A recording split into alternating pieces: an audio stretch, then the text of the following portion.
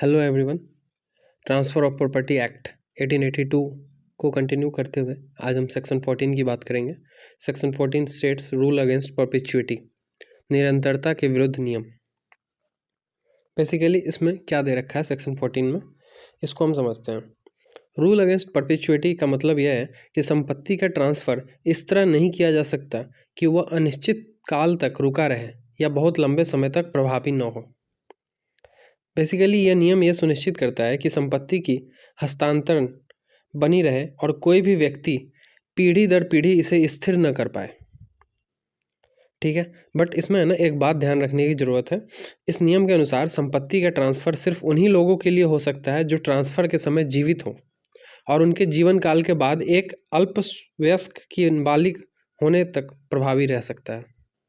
मतलब माइनॉरिटी के एज को अटेंड करने के मेजॉरिटी के एज को अटेंड करने तक वैलिड हो सकता है। अब इसको एक एग्जांपल से समझते हैं।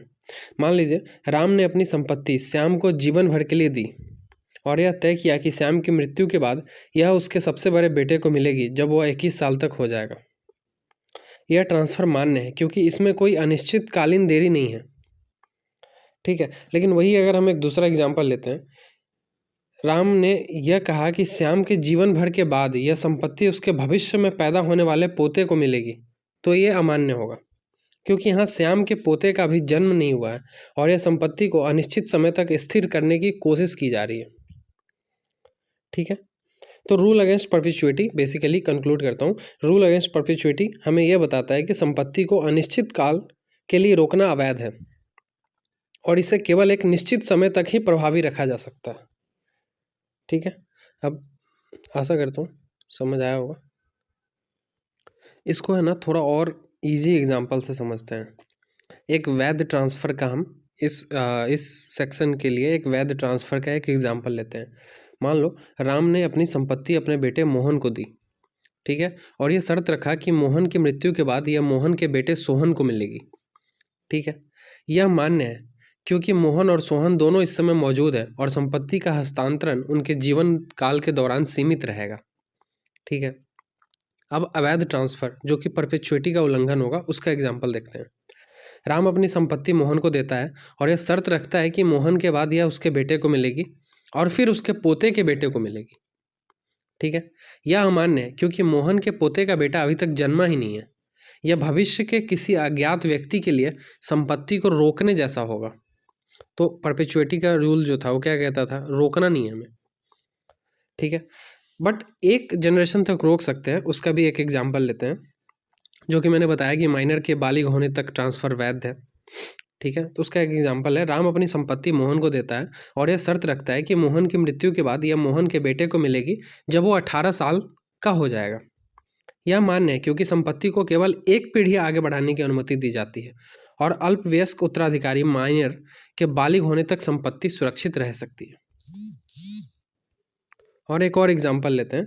राम ने लिखा कि उसकी संपत्ति आने वाले 200 साल तक उसकी पीढ़ी के वारिसों को ही दी जाएगी, लेकिन बेची नहीं जा सकती। यह अमान्य है क्योंकि संपत्ति को इतनी लंबी अवधि तक रोक कर रखना रूल अगेंस्ट परपेचुइटी का उल्लंघन करता है।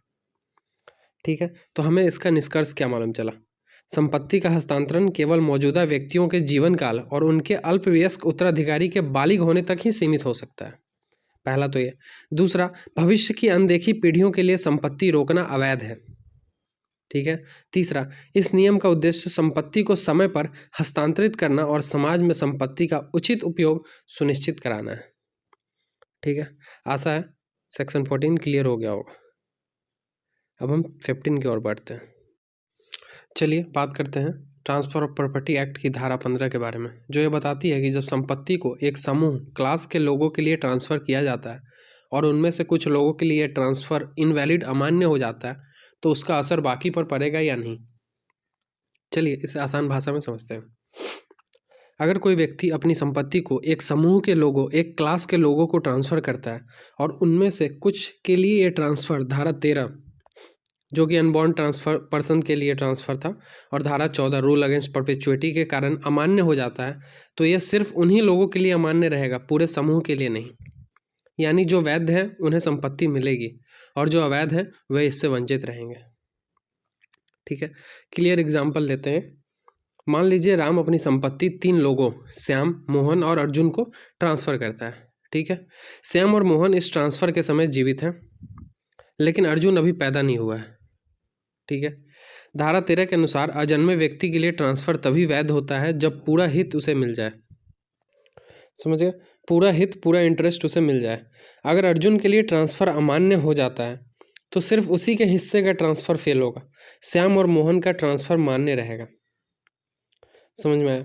यानी पूरे समूह, पूरे क्लास के ट्रांसफर को अवैध नहीं ठहराया जाएगा, बल्कि केवल उन व्यक्तियों का ट्रांसफर अवैध होगा जिनके लिए धारा 13 या 14 लागू होती है।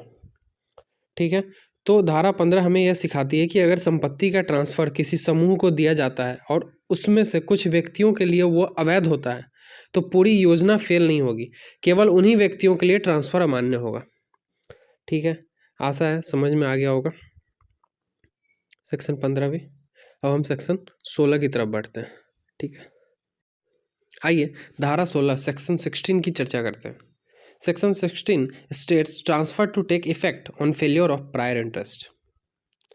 यह धारा हमें यह बताती है कि यदि किसी संपत्ति का ट्रांसफर धारा 13 जो कि अनबॉर्न पर्सन का ट्रांसफर था, या धारा 14 जो कि रूल अगेंस्ट परपेचुइटी था, के कारण फेल हो जाता है तो उसके बाद के ट्रांसफर का क्या होगा। आइए इसे थोड़ा सरल भाषा में समझते हैं। धारा 16 का मूल सिद्धांत क्या है? अगर किसी संपत्ति का ट्रांसफर पहले किसी व्यक्ति या समूह के लिए किया गया था, लेकिन वह ट्रांसफर धारा 13 या 14 के तहत अमान्य हो जाता है, तो उसके बाद होने वाला कोई भी ट्रांसफर स्वतः अमान्य हो जाएगा, ऑटोमेटिकली इनवैलिड हो जाएगा। यानी अगर पहला ट्रांसफर फेल हो जाता है तो दूसरा ट्रांसफर भी नहीं हो सकता। एग्जाम्पल से थोड़ा क्लियर होते हैं। ठीक है, मान लीजिए राम अपनी संपत्ति पहले अपने अजन्मे पोते के लिए ट्रांसफर करता है, लेकिन धारा 13 के अनुसार अनबॉर्न पर्सन को ट्रांसफर तभी मान्य होगा जब उसे पूरी संपत्ति मिले। अगर यह ट्रांसफर अमान्य हो जाता है और राम ने यही संपत्ति आगे अपने किसी अन्य रिश्तेदार को देने की शर्त रखी थी, तो यह ट्रांसफर भी अमान्य हो जाएगा। यानी पहले ट्रांसफर के फेल होने पर बाद वाला ट्रांसफर भी अपने आप फेल हो जाता है। तो धारा 16 यह साफ बताती है कि अगर पहला ट्रांसफर असफल हो तो उससे जुड़ा कोई भी अगला ट्रांसफर अपने आप असफल हो जाएगा। इसको थोड़ा ब्रेक डाउन करके समझते हैं ताकि इजीली समझ में आए। ठीक है, यहाँ पहला ट्रांसफर, पहले से तय व्यक्ति या समूह को संपत्ति देने की कोशिश।